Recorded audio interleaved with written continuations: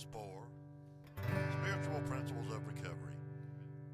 Bless the Lord, oh my soul.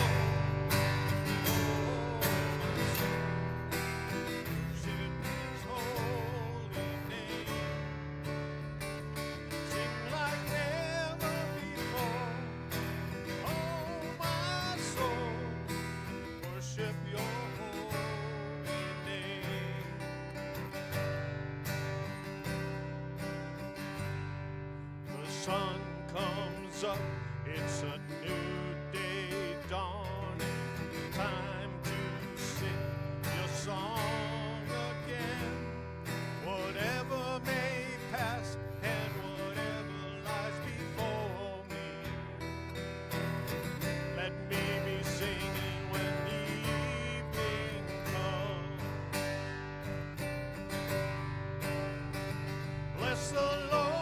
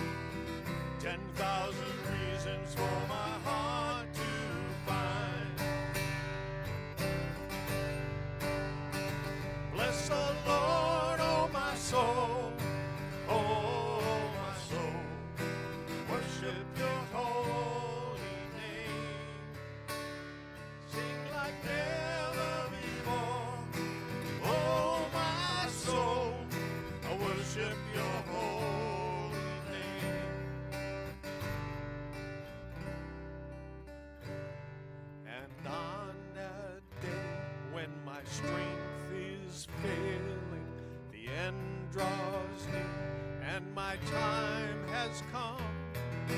Still my soul will sing your praise unending.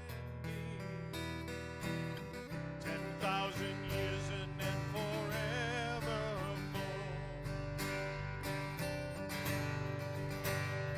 Bless the Lord, oh my soul.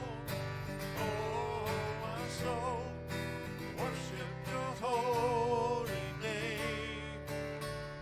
Sing like never before. Oh, my soul, I'll worship your holy name. Bless the Lord, oh, my soul. Oh, my soul, worship your holy name. Sing like never before. Oh, my soul, I worship your holy name. I worship your holy name. I will worship your holy name. Hallelujah.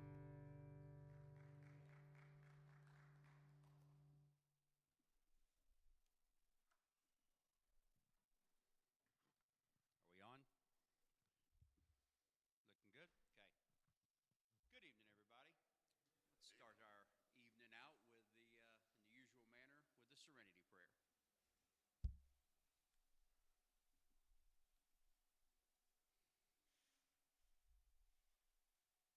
Serenity Prayer.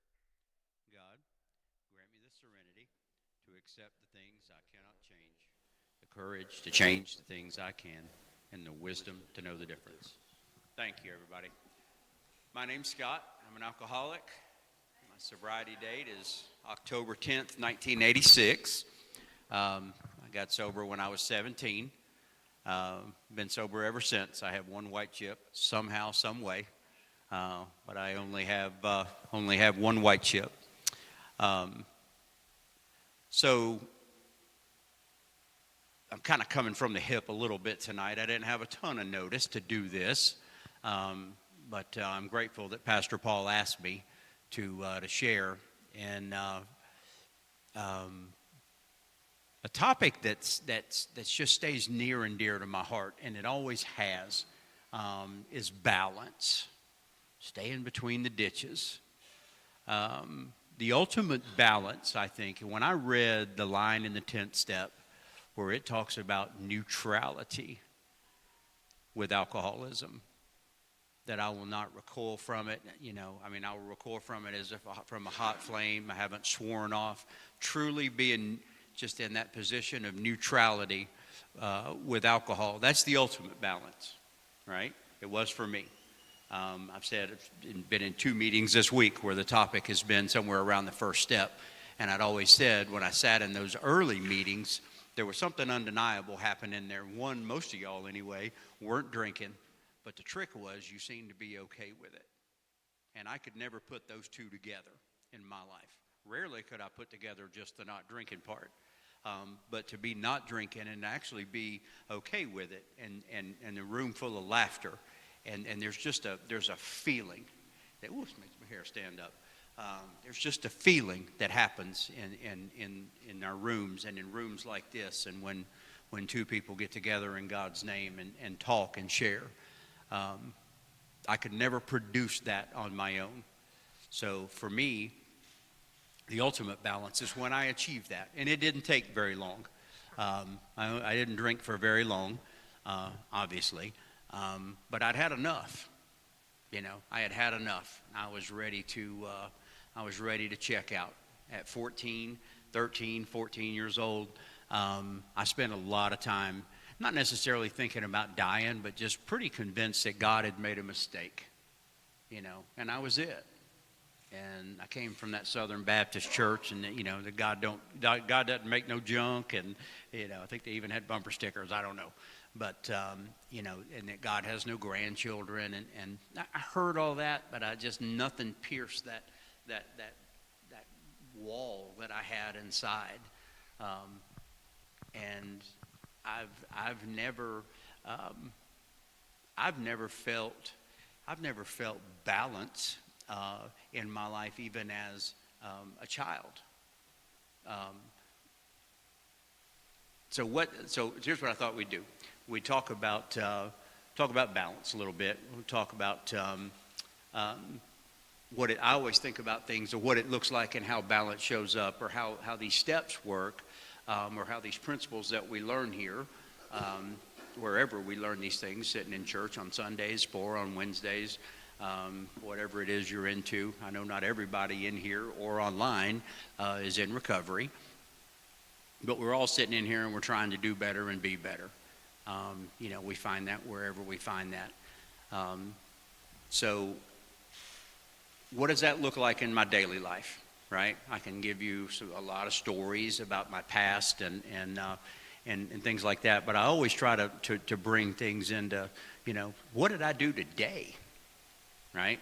How did these principles of recovery show up in my world today? I've got to be honest with you. Anna Clara was with me last night, and I got up this morning, and somebody knocked on my door, and the guy where I live, he came up, and we got to talking about work and fishing, and I actually didn't pray this morning, so I'll be honest with you about that. But most mornings, 99% of the time, my day starts in prayer, and I'm trying a couple of different things that Pastor Paul has shared with me to do. Got a lot going on in my life right now, and I've been trying to improve my conscious contact with, or just my contact with that higher power, with God. And then I get up and I take some time in the morning, and that's one of the very first things that's different. Sidestep just a sec. We've been talking about the 3rd step in meetings recently also. It's been 1 and 3 in the last half dozen meetings I've been to. And the 3rd step to me made a decision to turn our will and our lives over to the care of God as we understood Him, really means making the decision to do something different. So every day I get up and I make a decision to do something different. A lot of times I just don't want to get out of bed, or I want to hit snooze one more time, right? But I'm like, hey, I got to get to work. I've made commitments. Chris works with me. I'm privileged to have, somebody like Chris to ride around with and talk about recovery and, and all the things. So, Chris, I can't leave him sitting over here waiting all morning for me. So the decision to do something different, that shows up a lot in my life. But ultimately what that does is it helps me to be, to land or to be comfortable in my own skin. Right? And that's another thing. Even as a small child, I have never been comfortable in my own skin. No matter, I've been to therapy, I've been on medications, and this is all before I ever took the first drink. I've been on all the things, intensive therapy, twice a week therapy kind of thing, and I could never produce serenity. Alcoholics Anonymous, sitting in these meetings, was the first time that I ever encountered serenity. I had no idea what I was feeling. I called my sponsor, and I was experiencing that position of neutrality that the book talks about. I was okay right here, right now. And man, I have never been able to produce that on my own. I am okay right here, right now. And I'm going to sidestep again. My granddaddy sponsor, I took something to him one time that I guess I didn't think my sponsor could handle. I don't know. But I sat in front of Hoyt, and this is big, man. This is life-changing stuff that we get sometimes in just little moments in time. And I was laying it all out to Hoyt, my problem. And I kept saying, Hoyt, I know everything's going to be okay. I know it's going to be all right, but... And he said, Scott, let me stop you. He said, Scott, you're going to get this a lot tonight. He said, Scott, can you wrap your head around the fact that everything is okay? Right here, right now? And I couldn't. I answered that question honestly, and I said, no, Hoyt, I can't. I'd never thought about it. I had all the confidence in the world it was going to be okay. But right here, right now, in God's world, I'm okay. Balance, right? I've landed in my own skin today. I've got some scripture that I looked up, and Chris and I looked up and discussed. I don't know the scripture like our two great pastors know, but it is pretty cool to research some of this stuff, and I'll read a little bit of that in a minute. But the general consensus of most everything is what I just shared, is knowing that right here, right now, I'm in God's hands, and that everything is okay. And that's huge for a guy like me. That's what alcohol gave me. That's what drugs gave me. It gave me that sense of well-being, that everything, if I could just get something in my system, whether it be a fancy bottle or literally I'd line up bottles of shot glasses of Robitussin on my kitchen counter on a Tuesday afternoon by myself, and I couldn't drink it. I couldn't get the whole bottle down at one whack. I had to split it up. But as long as I could get something in my system, I got that sense of ease and comfort, and then that got taken away from me, and I had no idea. I've shared this recently. Paul and I have been doing some pretty intensive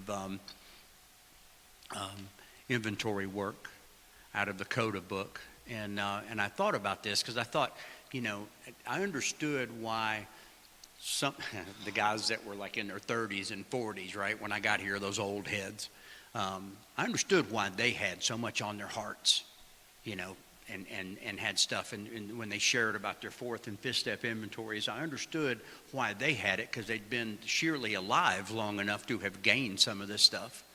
I was 17 when I got sober. It's like, man, how can my heart be so heavy? How can I feel the weight of the world on my shoulders? And it made me remember a time, and this is fairly insignificant to y'all, but it was huge to me because I could take you back to where I was standing and exactly how these next few moments played out.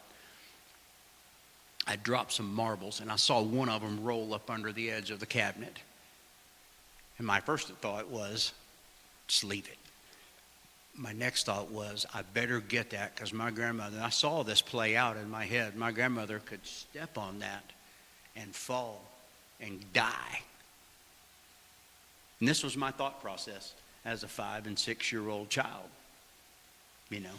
And it was, again, I've never known balance. It is either I am up here or I am down here, or it's never just go pick up the damn marble. You know what I mean? Because it's the right thing to do. You know, Emmett Fox, he wrote Sermon on the Mount, that he makes there's a statement that he made: we do the right thing because it's the right thing. You know, and I think about that almost on a daily basis. But I've never known that. You know, I was saving your life, you know, by going and picking up my marbles, you know, and that's heavy. I mean, that's heavy on a 5 or 6 year old. And I look at my children now that are 8, 6, and 4, and it is my challenge to keep that kind of thing off of their radar, to let them be children. You know, I don't want them to grow up with the heavy heart. And a lot of that was influenced by, you know, growing up in an alcoholic home. My mom and dad were both 16 when I was born. My dad was a raging alcoholic. He was a fighter. They'd bring boys from other counties just to fight my dad. And he never lost, you know. And he was a mess.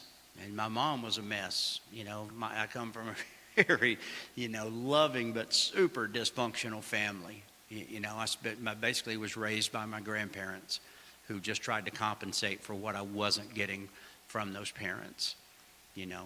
So anyway, as you know, I watch my children, and I just want them to grow up and be 8, 6, and 4, you know. And they've got some things on their hearts right now. A lot of y'all know what I'm going through personally in my life. And they've got some stuff on their heart, and I pray for them daily, you know, that God shape them and show them and help me just be what I can be. So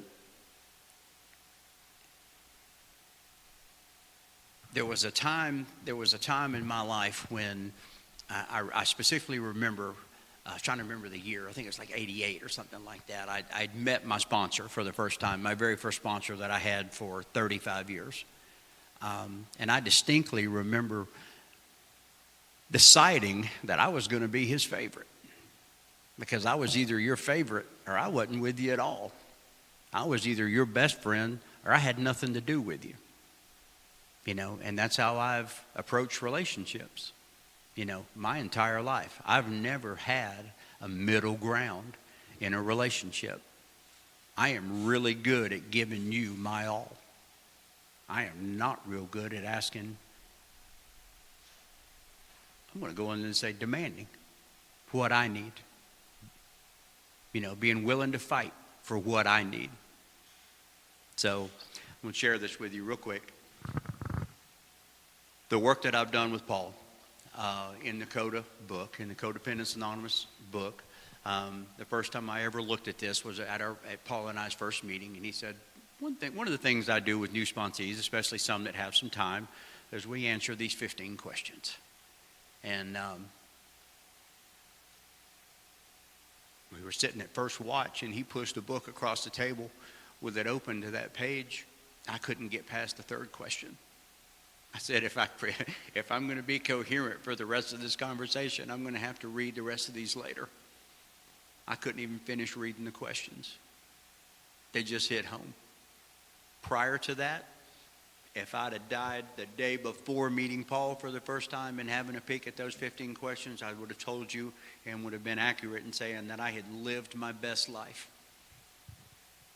In the last year, I have learned more about me and about balance and about boundaries. Things I did not even know existed. Things I did not even know that I wasn't doing. I didn't know I didn't have it because I didn't know it existed. But now that I have it, it's a lot. It's a lot to look back at some of the mistakes I've made, because they've been big. You know, some of them are affected my kids now, some of my shortcomings, you know, but I promise you we won't be having this conversation a year from now. You know, I'm learning it now. I'm 56 years old, 30 now, almost 39 years sober, and I'm just now learning some stuff I kind of feel like I should have learned a long time ago, but I didn't, you know. And I always think about it that way. And I said it to a girl at the meeting last night. I said, night before last, Monday night. I said, you know, the great thing is we don't have to be having this conversation a year from now. You know it now. So let's move forward, you know.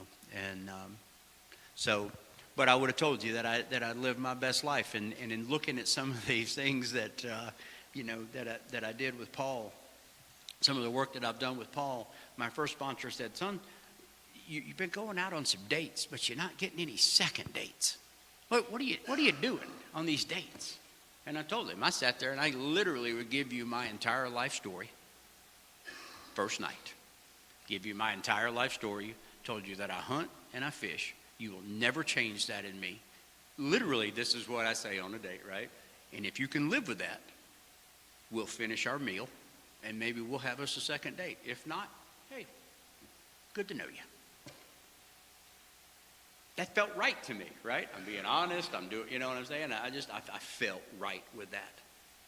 And obviously it wasn't working because it got my sponsor's attention that, you know, something ain't right.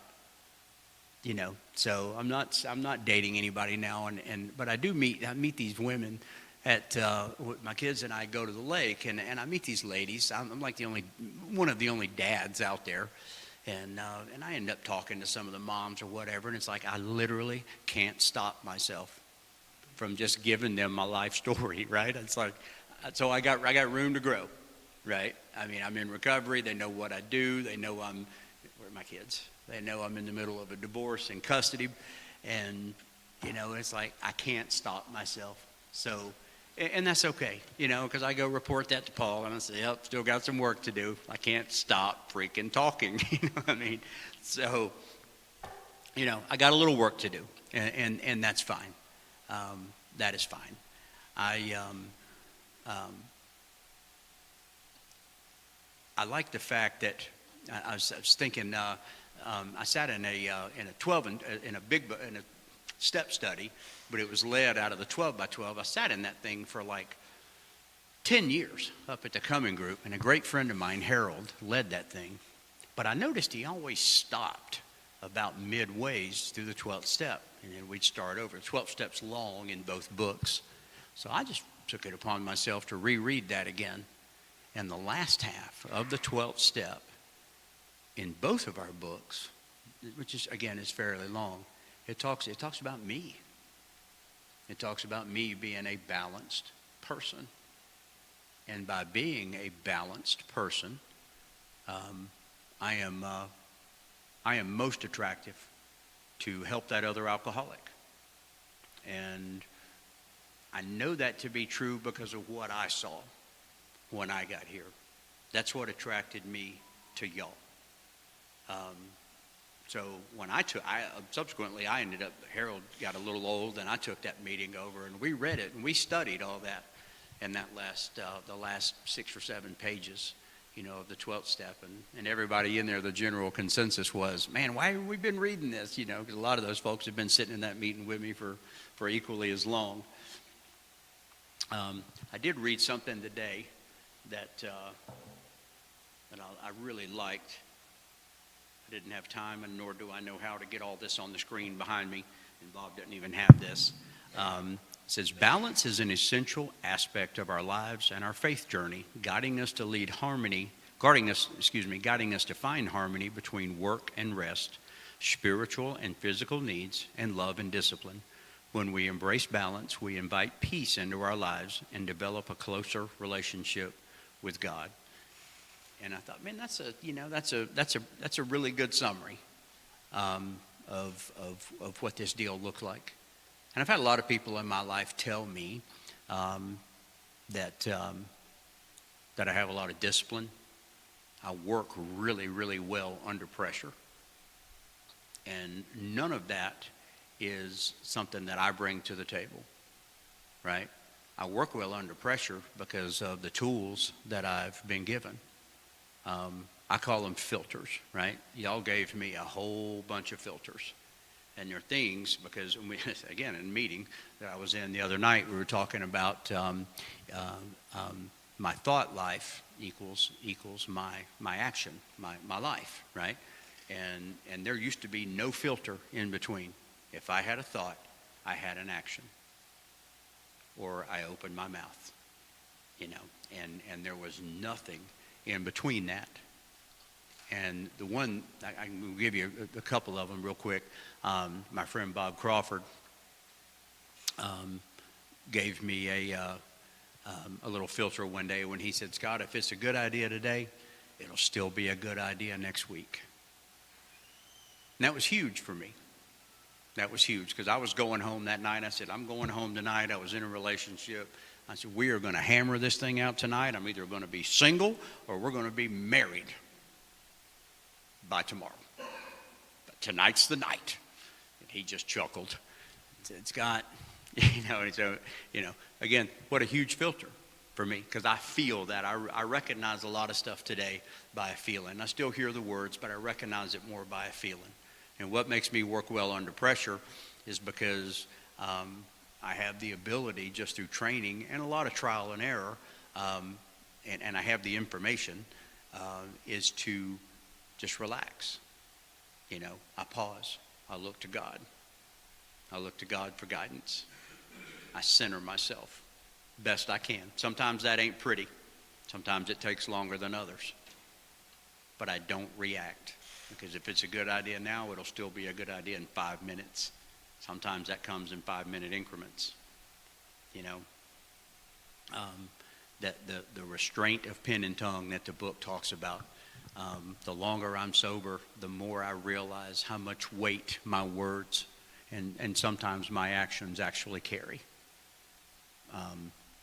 They just do. And it was so funny. I looked outward for that when I started looking inward of the things that had been said to me and the things that still resonate in my head after 20, 30, 40 years later, stuff that still resonates in my head. So restraint of pen and tongue has been a big one. And it's the same. I share the same thing with my children as they fuss and fight. I try to get them to think ahead. What are your words? What do they bring to the table? Ultimately, is my challenge to them. What do they bring to the table today? The other part of balance is, and I heard there's a lady named Kathleen. She said, we talked about, did you rather be right or being happy? And she laughed. And I mean, she was just, Kathleen had no filter. She was just honest, right? She had no filter with the honest thing. She said, hell, I always thought being right meant being happy. And I was like, well, there it is. I mean, I think most of us probably felt that way, right? I don't know. Today I land somewhere in the middle. I don't have to have the need. I don't feel the need to be right all the time. I am very, very comfortable with saying, I don't know. And that's not something, my ego wouldn't allow me to say, I don't know. Because I wanted to shape the way you thought of me. So the fact that today, let's see, R.C. and I were actually talking, R.C. and I were talking today at work that Ted Turner had a saying a long time ago that lead, follow, or get out of the way. Most people that I see don't know how to do one of those correctly, much less all three. Sometimes today the best I can do is get out of the way. My brain says jump in there and fix it. My training, my habits, if you will. Yeah, just get out of the way.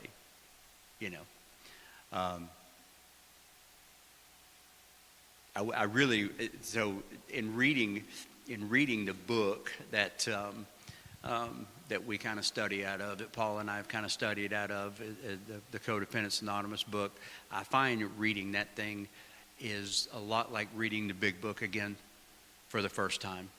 I find myself in there more than I guess I really would have told you. And I'm a pretty open-minded guy.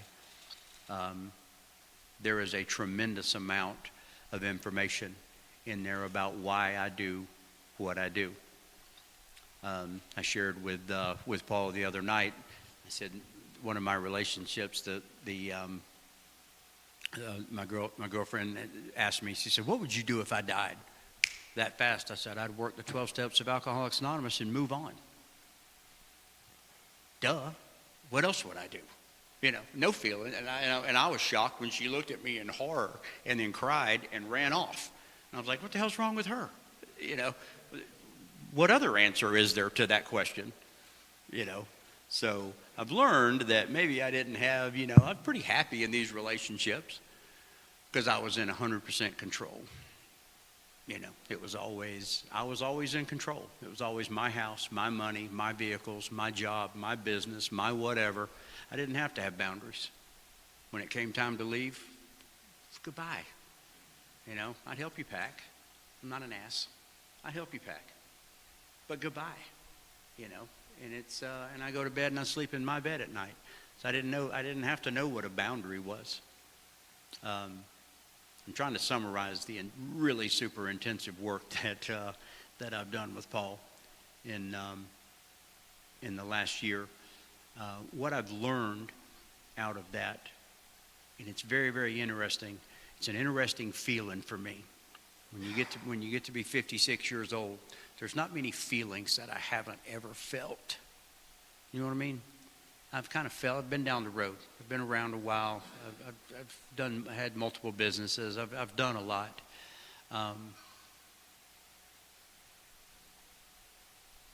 Neutrality in a relationship I've never experienced. And unfortunately, I'm doing that now with my children's mother, and we're no longer together. But she was the one, she's the big one for me. She's the one where I kind of let myself go and got in just really, really far out of balance, and almost just abandoned all my beliefs and just was really, I lived for a really long time kind of in survival mode. And I thought I was doing it for my children. And I actually felt okay about that I was doing it for my children. And Paul's had to give me, and he loves me enough, he's given me some hard truths, and that I was doing my children no favors by staying in that. I'm a good dad, but there's room for improvement. That's hard for him to say, and it was hard to hear, but he's right. My son especially needs to see how a man should act. Needs to see how, not only how he should treat a woman, because I'm good at that, right? I mean, I'm spot on how to treat you. But boy, where I really fell short was how I allowed myself to be treated. I got a little ground to make up with Wyatt on that one, because I don't want him to think that that's normal, what he saw the first 6 years of his life, because it's not. It's not. So some really new feelings in my world, with my kids, taking care of myself, telling my kids, no, I can't have you this weekend. I'm going fishing. Those are words I thought I would never say. Those are things that I've got to do for me. And that's when I told you earlier in when I started out that I've never put me in that equation. Very, very little that I put myself in that equation. I'm starting to do that now. And I am absolutely doing this, not because I see it, not because I even believe in it. I believe that Paul Crum believes. And that's just going to have to be enough for right now, because I can't see it. I can't see it. But I do it because I'm told. And I love him, and I believe in him. And I believe he has my best interests at heart. And we do a fair amount of praying, and I do a lot of praying for guidance. And I've got some pretty elaborate prayers through the years. My prayer today is, God, help me. I don't know what to do with my kids. I can do my job in my sleep. We do remodeling. I could do it in my sleep. But as far as my kids and what to do next, a lot of days it's, I'll call Paul sometimes and say, Michelle sent me this text. I don't know how to respond. I'm supposed to know how to respond, it feels like, but I don't. What do you think? I screenshot it and send it to him, and he'll bounce back and we'll, just say this, and that's okay. And that's been a big deal. So I think the first time the first time that I felt neutral when it came to Michelle and our whole situation. I remember Paul and I sat down. And Paul and I, God, I love that man. He would sit and talk with me for 3 and 4 hours every Thursday night to get through this thing. And I sat down one night at the coffee shop and I said, buddy, I don't want to talk about Michelle tonight. Let's talk about something else. You know, sorry, he got a big old grin on his face. He said, let's do that. Because I'd reached that point. I was okay with it. And that's a place that I never thought I could get to. There was a brief period where I thought the best I could do for my kids was get them paid, if you know what I mean. They had a pretty good life insurance plan. And so that's a pretty far cry from feeling like I'm not worth much in their life other than a couple of $1 million check, to sitting there and just being okay. Back to what Hoyt said. Everything's okay right here, right now. You know, that's big in my world. I've never felt these feelings. It's new. I love coming to church. I love Pastor Bob. I love Pastor Paul. Such different messages, but boy, they always hit home, and it always seems to it always just seems to just be spot on. Whether I stand in the back for whatever reason, I don't even know why. Mostly because my kids come and go, but I just stand back there and just soak this stuff up. You know, I have so enjoyed learning about this side. For a long, long time in my recovery, I believed in a spirit of the universe. You know, I had a lady share in a meeting one night when I was leading that meeting, that step meeting. She said, you know, I've judged entire religions based on the actions of a few.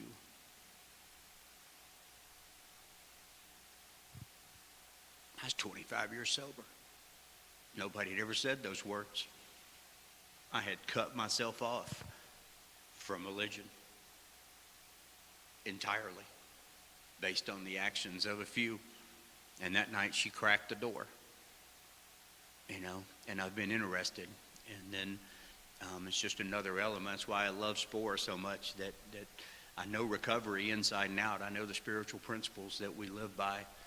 But, you know, I always call it the biblical side. That's what Paul and that's what I tell him. But to learn this side of it, you know, and to get to know Jesus and to get to know God in my life. I don't understand 90% of what is said in here on Sundays. I have to talk to Paul later in the week. What did you mean when you said this? Or what did Bob mean when he said that? Because I don't understand how those two went together. And man, I've really, really enjoyed learning about the Scripture. You know, it's I see it. I see God in my life every day. I see God in my moment-to-moment life. I see it every time I look at my children. I thank Him every day for a job. Thank Him for Chris. Chris was a godsend. You know, I really needed somebody at work. And, you know, how did I find him? Just coming to church, coming to SPORE. We struck up conversation. Whether we work together, I think we'll be friends for a good little while. You know, we just kind of click. And I'm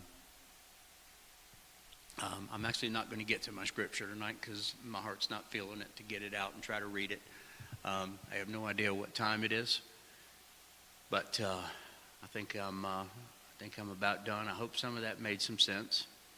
There's always 3 stories that happen. This is the one I told y'all on the way here, the one y'all actually heard, and it's the one I wish I'd have told you on the way home. It's about the way it goes in my world. There's some things I thought about earlier today, and I thought, man, I got to share that because that was impactful. But I also said a prayer, and that man over there said a prayer over me that I would just share with you what whatever whatever words needed to come out, or what came out. So I'm going to stop with that. And God bless you all, and thank you for being here every Wednesday night.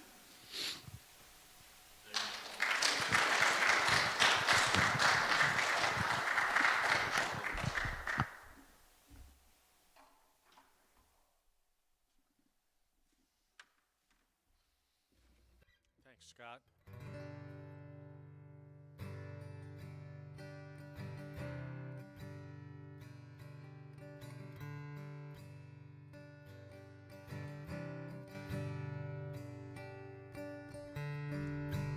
Well, I'm forgiven because you were forsaken. I'm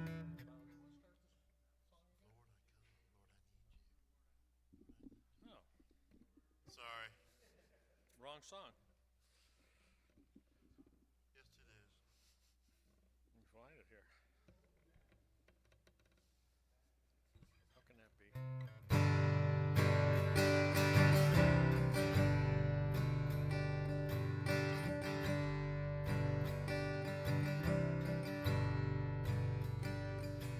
I come, I confess, bowing here, I find my rest. Without you, I fall apart. You're the one that guides my heart. Lord, I need you, oh, I need you. Every hour I need you, my one defense, my righteousness. Oh God, how I need you.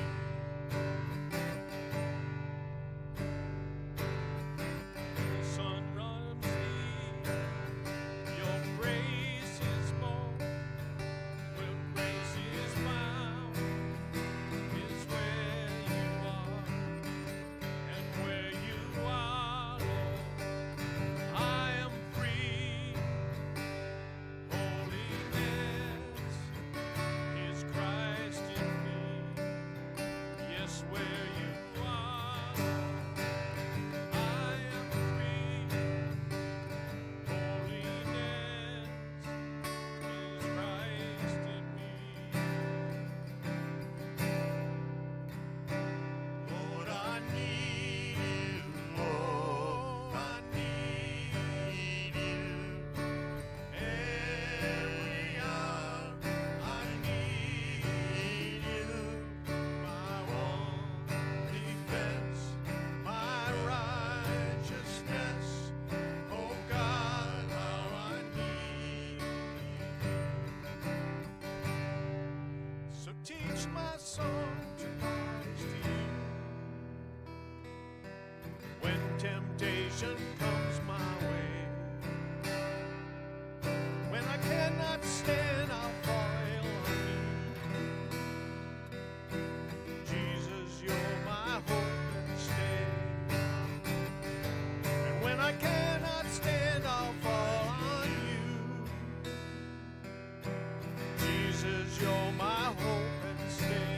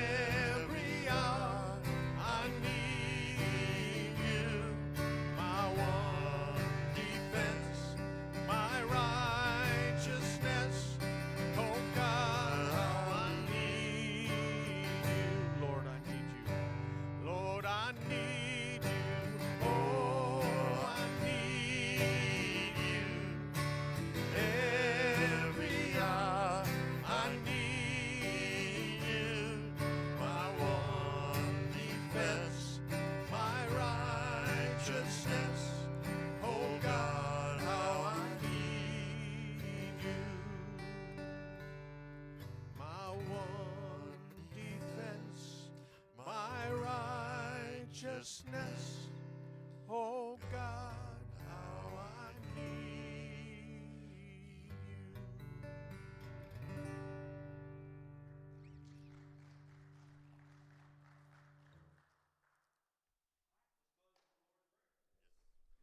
Well, our Father, who art in heaven, hallowed be thy name. Thy kingdom come, thy will be done, on earth as it is in heaven. Give us this day our daily bread, and forgive us for our trespasses,